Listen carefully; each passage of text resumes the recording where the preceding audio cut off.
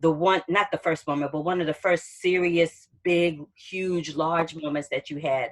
That moment where you're in that straitjacket and you're laying on that floor and you're Mm, just staring for that really long, extended period of time. What was mhm. going through your mind during that time? Because that was like, it seemed like that Yeah, camera was on you forever. I know you were it like, this was. ground is cold. What the hell is going on? This crowd's cold, this wig itches, this straight jacket's tight. There was all sorts going through.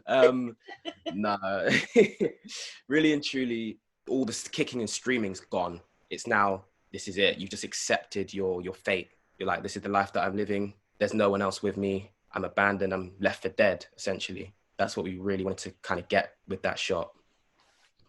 It was it was a very powerful shot. It set up the mood for your character for the rest of the film. You know what I mean? Now, Alex Mm. Guido is a prolific writer, author of a variety of different books. Did you have an opportunity to read any of his books in preparation for the film? And if so, which was your favorite one? So no, actually, I didn't. I'm not much of a reader myself. I really struggle on that front. Um, but meeting Alex actually encouraged me to actually start. So during this Christmas holiday, I'm getting myself on. He's actually released a new book, which I do want to start with, which I can't remember the name, but it's in my wish list. So I'm going to buy that, and over Christmas, definitely give it a read. Well, But that's me and Alex, yeah, I mean, but he's just great anyway. Like we met numerous times and had numerous phone calls.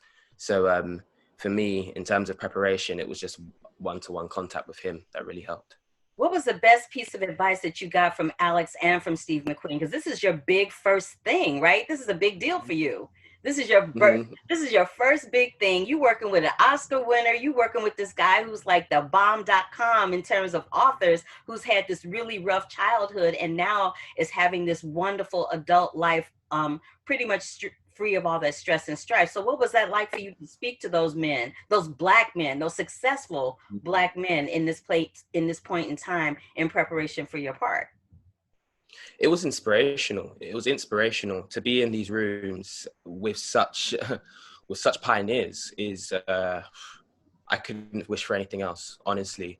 And what a way to start! I would say, what a way to start my career, to be under their wing. Um, And like it's good to see people of color, black men in charge. You know what I mean? That are the ones calling the shots. That have people running around for them. It's usually the opposite. So it was really nice, really reassuring, um, and inspirational. And I can go to myself, you know what? I can do that. If you can do it, I can do it. And one piece of advice that Steve gave me was really just about listening, really and truly. Because like the more you listen, the more you can take in, and the more it allows. Because him as a director, he's so hands on, and he always he always has so many great ideas. So he was just like, just keep listening to what I've got to say, and he said you'll be fine, honestly. So it's a lot of trust. I just put all my trust in him for sure, and As you yeah, lo and should, behold, since he the director. yeah. Last but not least, I'm just going to close it out. One of the characters, I think the cellmate that you had in the film, says, "Now one woman, man, or child in life has learned anything without making a mistake. What mistake do you think you learned the most from thus far?" Probably to do drama school. I mean, I never got into drama school my first year. It took me a year to then get in. And I think it was great for me not to get in my first year, because then I learned from it had time to look back, analyze myself as a person, my craft, and really learn and build from that. And through those mistakes, kind of put me in this position today. If it wasn't for me failing, I wouldn't have had the resilience and the power to keep carrying on, and to then work harder to then get to the level that I am now. So yeah. That's a great, healthy attitude. Baby, thank you so much for taking time Thank out. I really appreciate you, and congratulations. I'm looking for many more great things from you in the future. thank you so much. Speak You're soon. welcome. Yeah. To keep up with the Curvy Critic, like our page here, click that subscribe button, and click that bell for notifications. Love, peace, and hair grease, y'all.